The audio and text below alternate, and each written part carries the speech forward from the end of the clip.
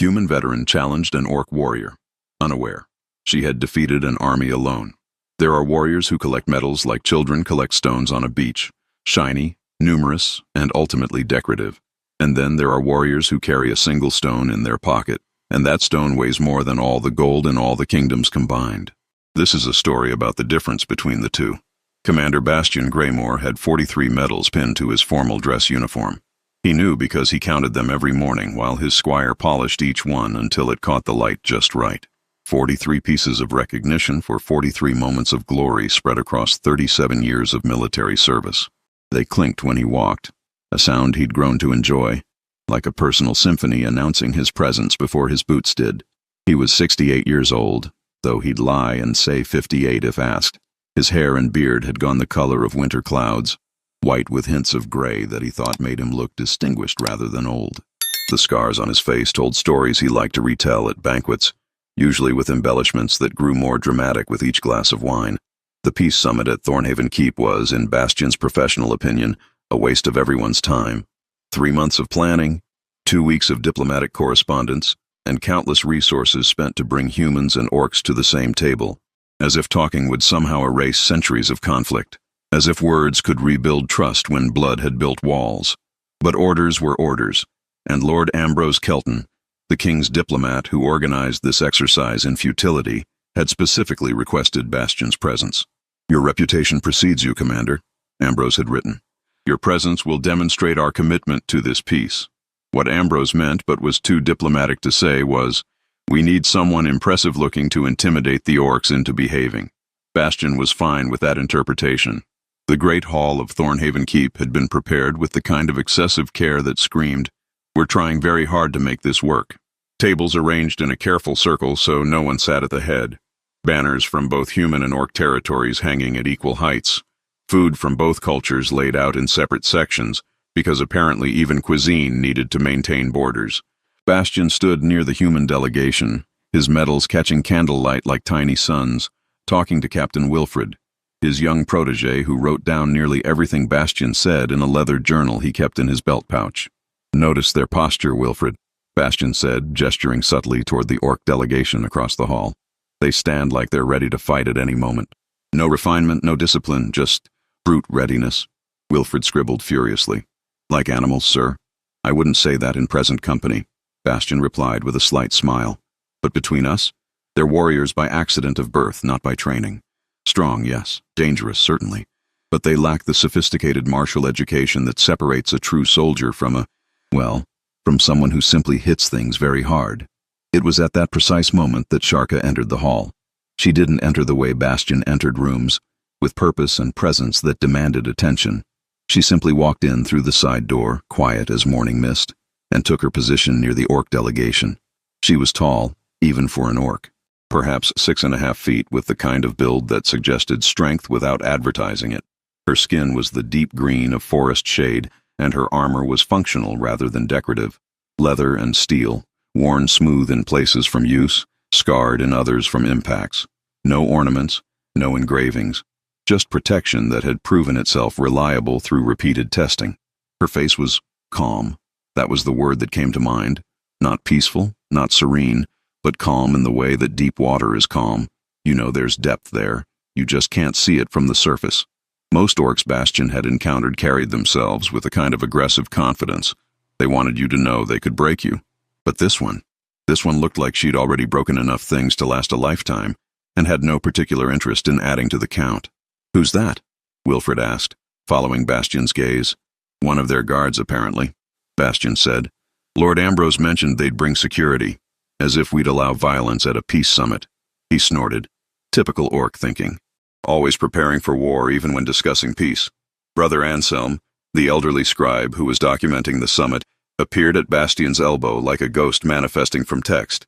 "That's Sharka," he said quietly. "She's serving as a diplomatic guard for the orc delegation." "Sharka," Bastian repeated. "Is that supposed to mean something?" Anselm adjusted his spectacles, thick lenses that made his eyes look enormous. "The name means quiet water in their language. Appropriate, I think." "Quiet water," Bastian said. "How poetic. I'm sure she's very quiet right up until she's crushing someone's skull." As the philosopher Tiberius wrote in his Meditations on Violence, Anselm began, launching into one of his inappropriate scholarly tangents. The most dangerous blade is not the one that shouts its sharpness, but the one that— Yes, thank you, brother, Bastian interrupted. I'm familiar with Tiberius. He wasn't familiar with Tiberius. He'd never read Tiberius, but he wasn't about to admit that to a monk who probably had the entire text memorized. The summit began with the kind of formal pleasantries that made Bastian want to stab himself with a decorative fork.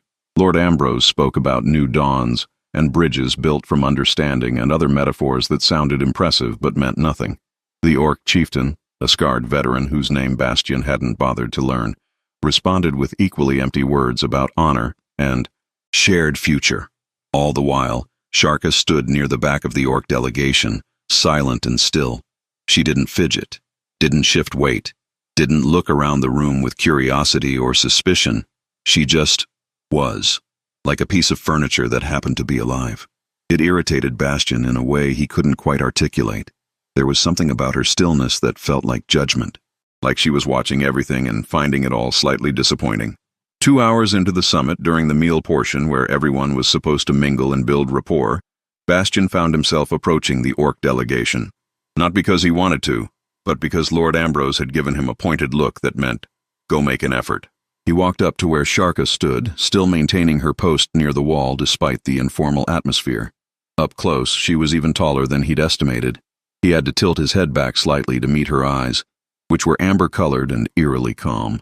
Enjoying the festivities? Bastian asked, his tone carrying just enough condescension to be insulting without being overtly offensive. Sharka looked at him for a long moment before responding. The food is well prepared, she said. Her voice was low, measured, with an accent that suggested someone who'd learned human language through careful study rather than casual exposure. High praise, Bastian said. I'm Commander Bastian Greymore. Perhaps you've heard of me? No, Sharka said simply. Bastian's eye twitched. I've served in the Royal Military for 37 years. I commanded the eastern frontier during the border wars. I led the defense of Silver Peak against the mountain clans. I have not heard of you, Sharka repeated, her tone unchanged. Not rude, not dismissive, just factual. Captain Wilfred, who'd followed Bastian like a devoted puppy, looked scandalized. Commander Greymore is one of the most decorated officers in the kingdom, he protested, pulling out his journal as if ready to provide citations. Sharka glanced at Wilfred, then back to Bastian. Her eyes settled on his medals. You wear your achievements, she observed. It wasn't quite a compliment. It wasn't quite an insult. It was stated as pure observation, which somehow made it worse. These represent years of service and sacrifice, Bastian said, touching one of the larger medals. Each one earned through blood and steel. I don't expect an Orc to understand the significance of military honors, but I understand, Sharka interrupted gently. You have been given many acknowledgments for your service. This is good. Recognition matters to humans. The way she said it, recognition matters to humans, carried the implication that it might not matter to Orcs, or at least not to her. Bastian felt heat rising in his face. He'd dealt with Orc aggression before. He'd faced Orc warriors who roared and beat their chests and challenged him to duels. That kind of confrontation he understood. But this quiet dismissal, this was somehow more insulting. I notice you don't wear any honors, Bastian said, his voice taking on an edge. Should I assume you've never accomplished anything worth recognizing? Or do your people simply not value achievement? Something flickered in Sharka's eyes. Not anger. She was too controlled for that. But something. A brief flash of, what? Recognition? Memory? It passed too quickly to identify. My people value many things, Sharka said. We simply express value differently. How very diplomatic, Bastian said. Tell me, have you ever actually fought in a real battle? Or are you just decorative security for this peace theater? Now several people nearby were glancing over. Lord Ambrose looked concerned. The Orc chieftain looked interested. Brother Anselm looked like he was witnessing something he'd later need to document in painful detail. Sharka was silent for a long moment. Then she said very quietly, I have fought. Bastian said, letting skepticism drip from the sound. Border skirmishes, I suppose. Raids on human farmlands. The kind of fighting that involves overwhelming numbers against poorly defended civilians. Commander, Lord Ambrose said, approaching quickly. Perhaps we should— I'm simply making conversation, Bastian said, not breaking eye contact with Sharka. Getting to know our guests. Surely that's the point of this summit. Sharka stood perfectly still, her expression unchanged. But there was something in the way she held herself now. A subtle tension, like a bowstring pulled just slightly tighter. "Since we're building bridges," Bastion continued, "perhaps you'd be interested in a demonstration? A friendly bout? Human combat technique versus orc." He paused. "Strength. Nothing serious. Just a cultural exchange." The hall had gone quiet now. Everyone was watching. Lord Ambrose looked like he wanted to sink through the floor. "Commander, this is highly inappropriate." "I accept," Sharka said quietly. Ambrose froze. "I beg your pardon." "I accept the demonstration," Sharka repeated. "If Commander Greymore wishes to exchange techniques, I am willing." Bastion smiled. He'd expected her to refuse, giving him the moral high ground. Her acceptance was unexpected, but satisfying. "Excellent.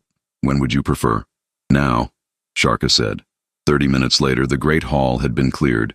Tables pushed to the sides, a rough circle marked out in the center. Lord Ambrose had tried 3 more times to stop this from happening, but once both parties agreed, diplomatic protocol actually supported the exchange. "Think of it as a demonstration of mutual respect," Bastion had told him. "A symbolic gesture. Human and orc meeting as equals in combat." What Bastion actually thought was, "I'm going to embarrass this quiet little guard in front of everyone and show these orcs what real martial skill looks like." Bastion removed his formal coat, revealing the well-maintained leather armor underneath. His sword, a beautiful blade he'd named Justice, remained sheathed at his hip. They'd agreed to fight with practice weapons, wooden training swords that would bruise but not kill. Sharka removed her outer cloak, revealing armor that looked even more worn up close. There was a small leather pouch tied to her belt. She touched it once, briefly, before taking her practice sword. "Just so we're clear," Bastion said as they faced each other in the circle, "I've been training with a blade for 37 years. I don't want to hurt you." "Understood," Sharka said. "I mean it. You're clearly not a professional soldier. There's no shame in yielding if this becomes too much." "Understood," Sharka repeated, her tone unchanged. Bastion took his stance, the formal opening position taught in every military academy. Feet apart, knees slightly bent, weight balanced, sword held at 45 degrees. Perfect form. Textbook execution. Sharka simply stood there. Her stance wasn't wrong exactly. It just wasn't anything. She held the practice sword loosely in her right hand, her posture relaxed, her weight evenly distributed. She looked like someone waiting for a cart, not someone about to fight. "Are you ready?" Bastion asked. "Yes," Sharka said. Bastion attacked. He led with a standard probing strike, a diagonal slash designed to test the opponent's reaction speed. It was the kind of opening move taught to first-year cadets. Simple, controlled, readable. Sharka moved. The practice sword wasn't there anymore. She'd shifted 6 inches to the left, and Bastion's blade cut through the space where she'd been. Before he could adjust, her own practice blade tapped him lightly on the ribs. "Point," someone said from the crowd. Bastion reset his stance. That was fast. Faster than he'd expected. Lucky, probably. He adjusted his strategy, came in with a more complex combination. High slash, low thrust, lateral strike. A sequence that required prediction and split-second timing to counter. Sharka moved like water moving around rocks. She didn't block. She didn't parry. She simply wasn't where his sword intended to be. Her counter-strike tapped his shoulder. "Point," the voice said again. The hall was quiet now. Not the polite quiet of people watching a demonstration. The fascinated quiet of people watching something they didn't quite understand. Bastion felt sweat forming despite the cool air. He was supposed to be teaching her a lesson. He was supposed to be demonstrating human superiority. He was supposed to be proving that experience and training trumped brute orc strength. Instead, he was being picked apart like a training dummy. He tried a different approach. Full commitment, real offense. The kind of strikes that would actually hurt if they connected. He poured 37 years of experience into his attacks, using every technique he'd learned, every trick he'd mastered. Sharka met him with the same calm detachment she'd shown during their conversation. She didn't look strained. She didn't look challenged. She looked patient, like she was waiting for something to end. After the 7th consecutive point scored against him, Bastion stopped. His breath was coming hard now. Sweat stained his shirt. His arms ached. Sharka stood exactly as she had at the beginning. Not even breathing hard. "I think," Lord Ambrose said quietly into the silence, "we've seen an excellent demonstration of both cultures' capabilities. Perhaps we should—" "Who are you?" Bastion demanded, his voice rougher than he'd intended. Really, who are you? Sharka looked at him for a long moment. I am Sharka, she said simply. That's not what I mean, Bastion said.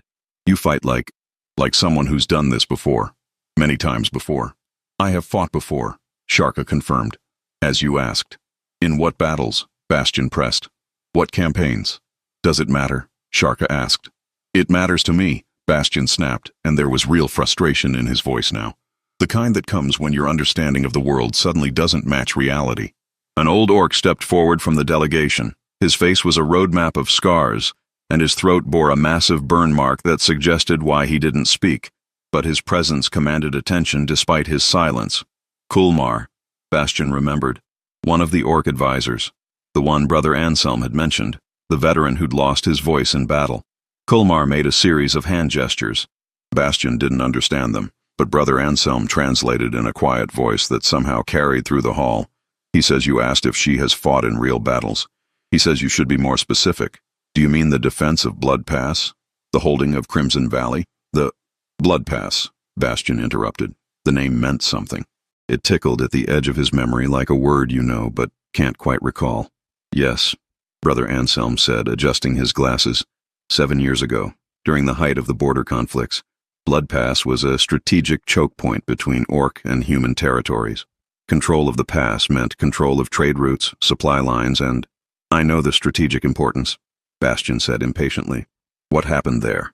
Brother Anselm looked at Sharka, then at Kulmar, then back to Bastion. You truly don't know? Know what? Bastion demanded. The Battle of Blood Pass lasted 7 days, Anselm said slowly, as if reciting a text he'd memorized. 3,000 human soldiers attempted to break through orc defensive positions to reach the settlements beyond. The orc army had been pulled away to defend against attacks from the north. Blood Pass was left virtually undefended. The hall was completely silent now. One warrior held the pass, Anselm continued. For 7 days and 7 nights, one warrior stood at the narrowest point of the passage and refused to let the human army through. 3,000 soldiers. One defender. By the time orc reinforcements arrived, the human force had retreated. Not a single soldier had made it past the pass. Bastion felt something cold settling in his stomach. One warrior, he repeated.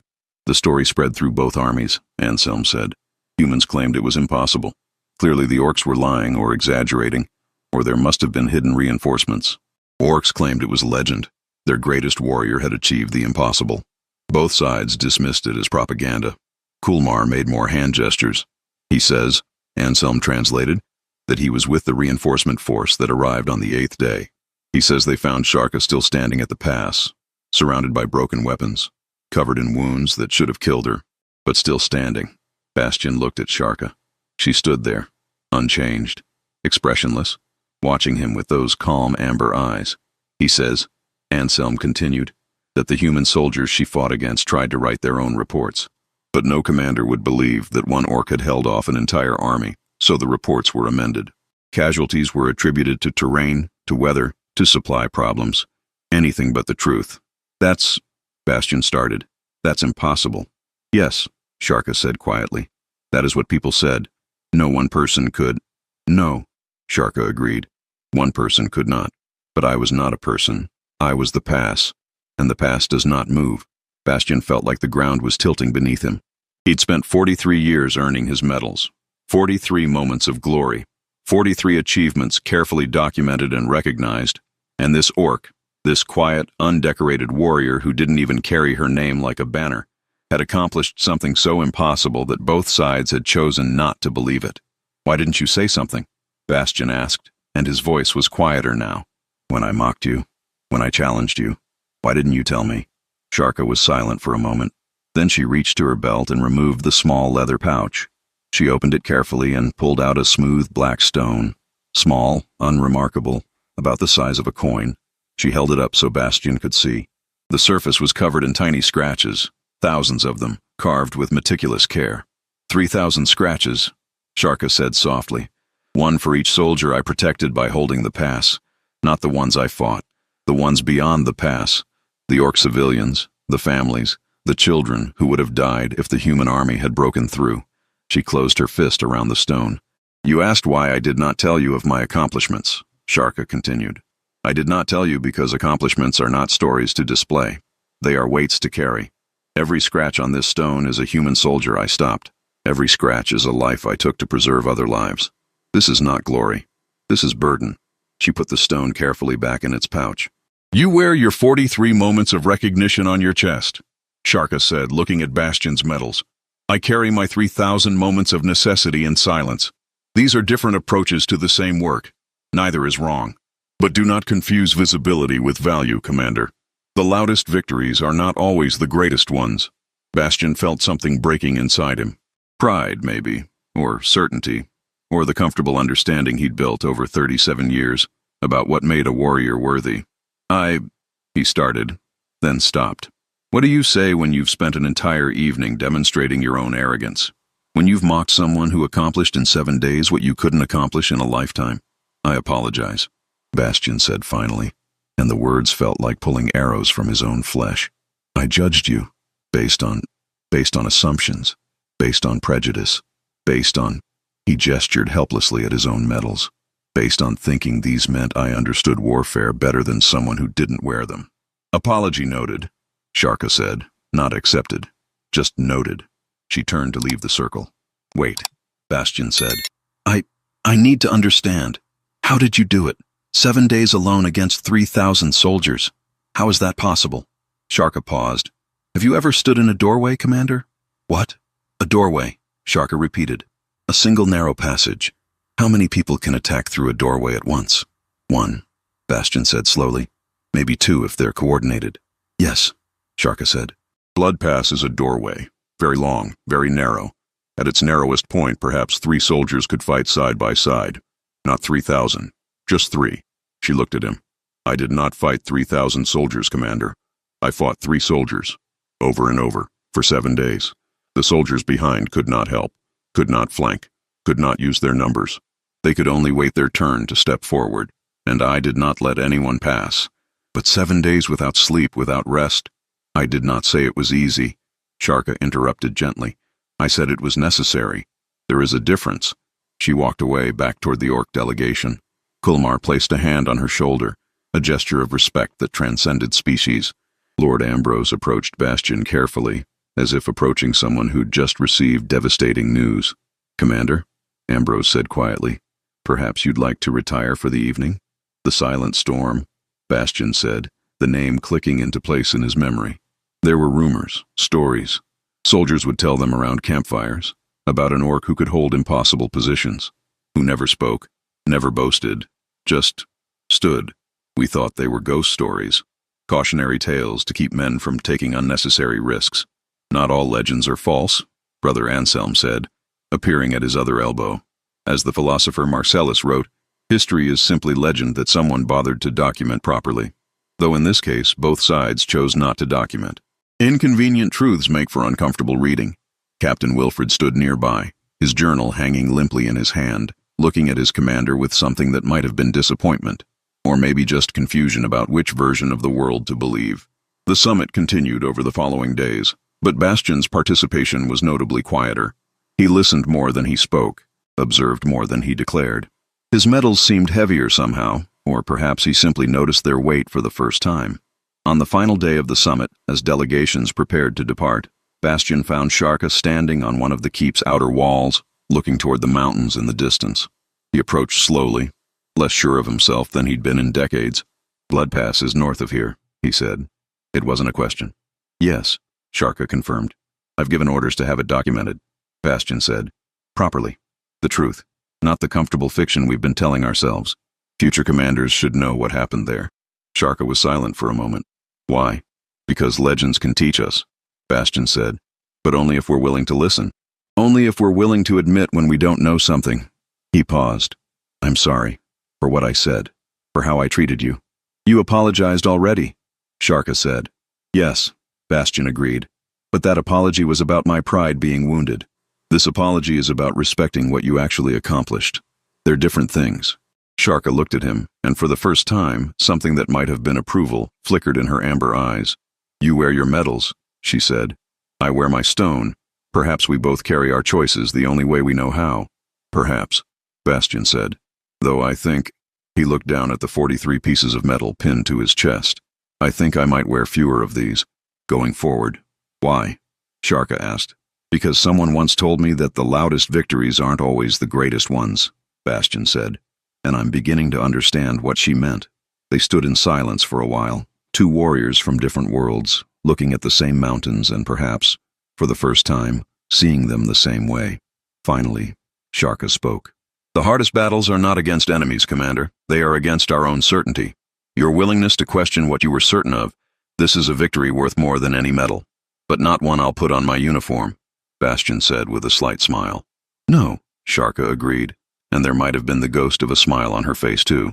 Some victories are meant to be carried quietly. When Bastian returned home 3 weeks later, he entered his chambers and looked at his dress uniform hanging on its stand, 43 medals gleaming in the lamplight. He removed them carefully, one by one, not with anger or shame, but with understanding. They represented real achievements, real moments where he'd done his duty, shown courage, led others well. They weren't lies, but they weren't the whole truth either.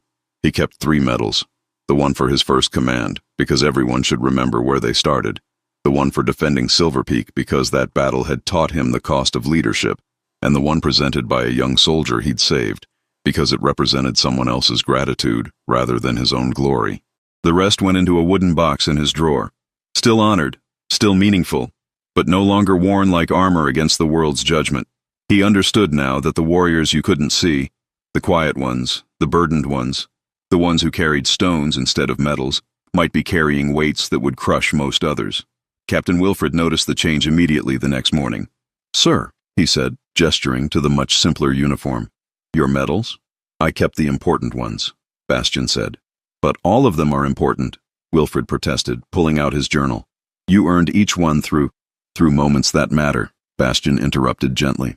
"Yes, but there's a difference between achievements that make you louder and achievements that make you better.